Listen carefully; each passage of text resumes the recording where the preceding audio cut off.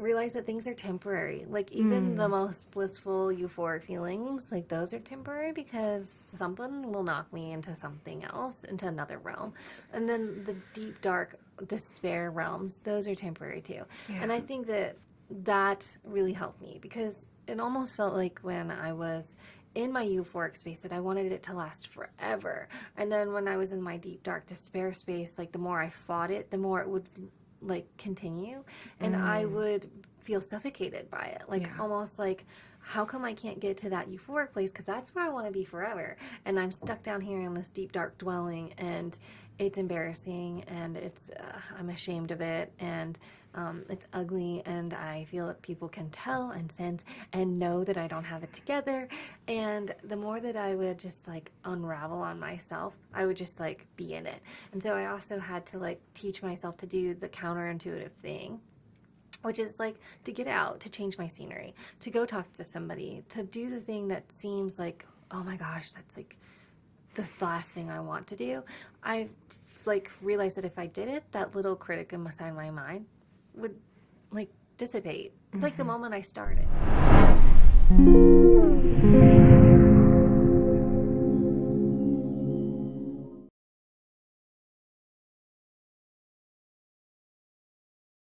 You know, we've talked a lot about how we kind of fixate in our mind on our expectations of things. Like, yoga is for this or for that or whatever.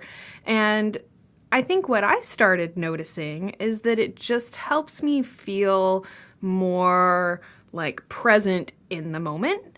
And I started realizing that, you know, so much of what I'm worrying about, or I'm fixating on throughout my day, that's, like, bringing up these feelings of stress or anxiety or frustration, is worrying about the past or worrying about the future, you know. And I just kind of started realizing that, man, when I'm doing this, like, physical movement, and it's requiring a lot of concentration on, like, where my foot is placed and how I'm balancing my weight, or how I'm, you know, there's just all these, like, great little physical nuances. And then by really trying to bring myself into my body and noticing all of these things and noticing these new sensations, suddenly I'm just on my mat and I'm not thinking about tomorrow or yesterday or whatever. And it just, you know, is kind of this bringing our awareness into the present moment rather than being fixated on all of these other things that get really overwhelming when you're trying to worry about them all at once. Right. One of the things that you had said, I think it was in one of the videos that we filmed, but you talked about yoga is like the physical expressions of our emotional energy or something like that. I mean, can you talk a little bit about that? Yeah, so I think that the body is, in yoga, and I truly believe that the yoga holds on energy in a way that our brains can't cognitively understand. And so it's like something this simple that I give the example is, because I tore my right knee ACL, I tend to lean to my left hip, which can throw off my back, and it can throw off my right shoulder. And so it's like we kind of zigzag our way up from self-protective tendencies. And our body also holds energy in a way that we hold stress in different places. And I think that people know that, like, sometimes they're really tight in their hips because all they do is they sit and stand, and they don't get any mobility or range of motion laterally.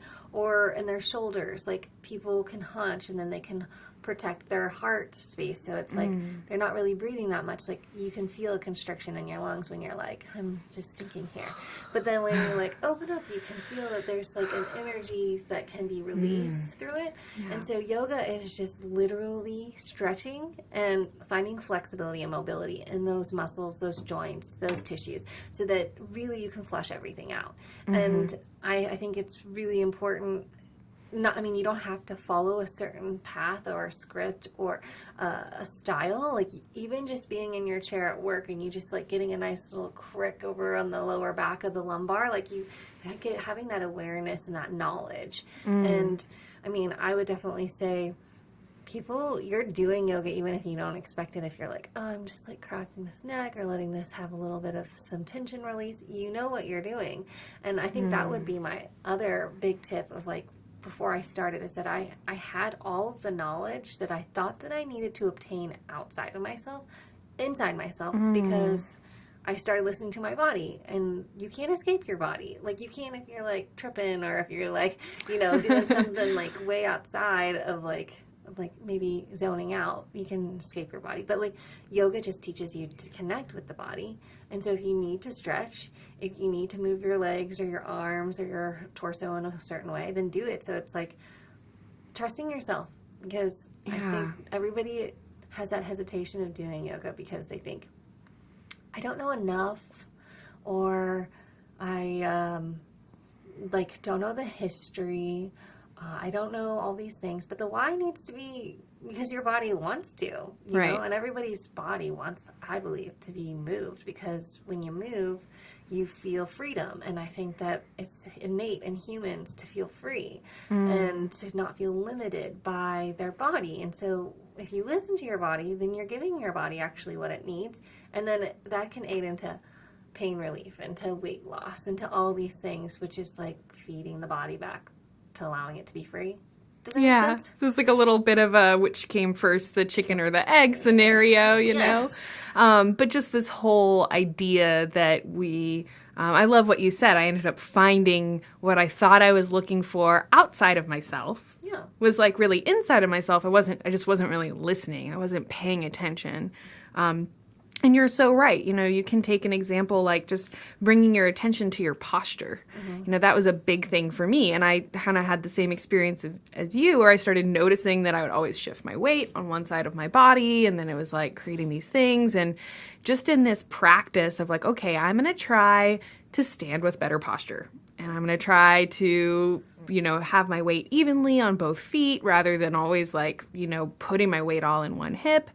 And just by starting to have that awareness and starting to notice it. And then I would start noticing things like, wow, actually, I have less, you know, low back pain on this side now. Or, you know, wow, I actually feel more confident and powerful when I stand up straight and when I'm not slouched over or whatever. You just by, you know, kind of the, you know, awareness, bringing awareness of our bodies and then listening to the things it's trying to tell us, like, hey, your legs are really tight. You know, after I've been sitting all day, I'll get home, and yeah, it's like I can feel my body screaming at me to, hey, stretch your legs out, or do this, or do a yoga pose. And you just start realizing how much, you know, up until that point, I was going through my whole life never paying attention to these things that my body was trying to tell me. And yeah, we just kind of... I think, you know, definitely in the West, we kind of have a like separation between our physical body and our emotions. And it kind of perpetuates that we have all this physical tension that builds up and we have all this emotional tension that builds up. And then everyone's like scrambling around trying to, you know, like manage those things. And then you end up realizing that, oh, hey, if you recognize that your physical stress and your emotional stress are actually related or maybe even one and the same, you can actually start to address ways that you work through that, you know. And I think certainly, you know, through yoga, or if, you know, it's just, like you were saying earlier, just stretching, or, you know, you feel like, man, it would feel really good to like twist. There I go. I got like a couple like good little adjustments right there, just twisting my back in my chair.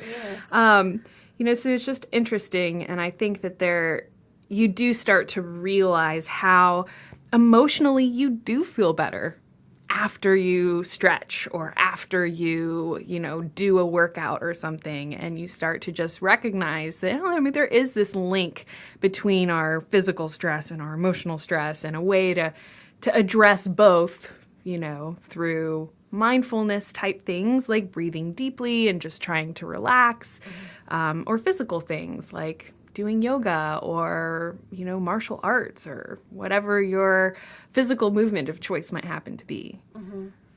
Yes, you said like a few things and it just got my wheels going. There's one thing that I would definitely highlight is soreness. And then you also mentioned the Eastern versus Western, or the Western like mentality. And I guess I'll dive into that one. The Western civilization approaches yoga, I think, in a way, there are like 3 different ways that we approach yoga. There are like the knowledge seekers that just want to do all the research associated to it. They want to know how it originated. They're very interested, almost like historians of yoga.